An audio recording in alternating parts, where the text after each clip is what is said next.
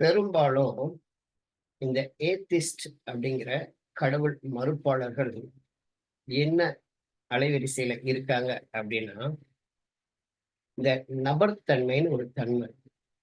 இந்த நபர்த்தன்மை என்ன சொல்லுதுன்னா, நானே இங்க இருக்கேன். என் மூலமே நான் நடந்துக்கிறேன். நான் முடிவெடுக்கிறதுலயே தெளிவா இருக்கேன்.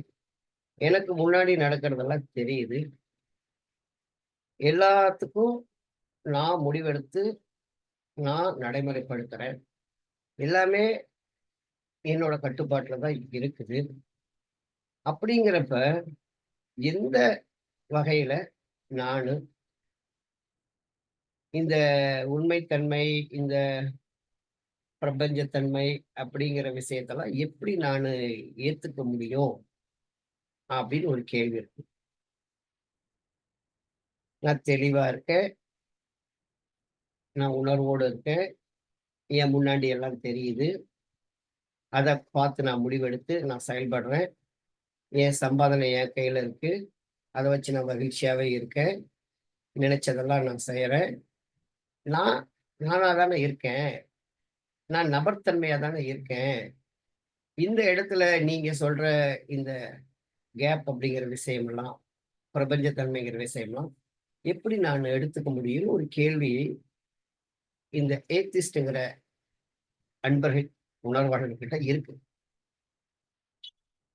இதுக்கு என்னோட உணர்தல் என்ன சொல்லுது அப்படின்னா, எல்லாம் சரி சகோதரரே, தூங்கும் பொழுது நீங்க தூங்கும் பொழுது இந்த நபர்த்தன்மை, இந்த அறிவு, இந்த உணர்வு, இந்த தெளிவு, இந்த முடிவெடுக்கிற தன்மை, நான் சுயமா தானே இருக்கேன் அப்படிங்கிற விஷயமெல்லாம் எங்க போனது?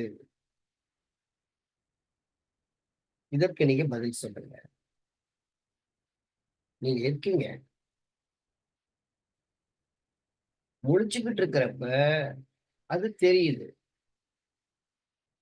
தூக்கம்னு ஒண்ணு வரும்பொழுது, அந்த நபர்த்தன்மை எங்க போச்சு? அது உங்க கட்டுப்பாட்டுக்குள்ள இயங்குதா?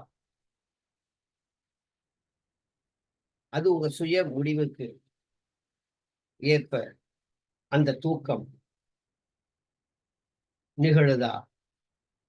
அந்த இடத்துல நான் தெளிவா இருக்கேன், மகிழ்ச்சியா இருக்கேன், நான் இருக்கிறேன் அப்படிங்கிற அந்த செய்தி எல்லாம், அந்த உணர்வெல்லாம், அந்த அனுபவம் எல்லாம், இந்த விஷயங்கள் எல்லாம் எங்க போனது? கொஞ்சம் கூர்ந்து கவனிங்க. அப்ப நம்ம ஆக்டிவ்ல இருக்கிறப்ப நடக்கிற விஷயங்கள நம்பி நம்ம எடுக்கிற முடிவுங்கிறது தற்காலிக தீர்வுக்கு வேணா ஒரு வழிவகை செய்யலாமே தவிர, இந்த பெர்மனன்ட் அப்படிங்கிறது எல்லாத்தையும் தாங்கி நிக்கிற ஒரு விஷயமா இருத்தலா இருந்துகிட்டு இருக்குது.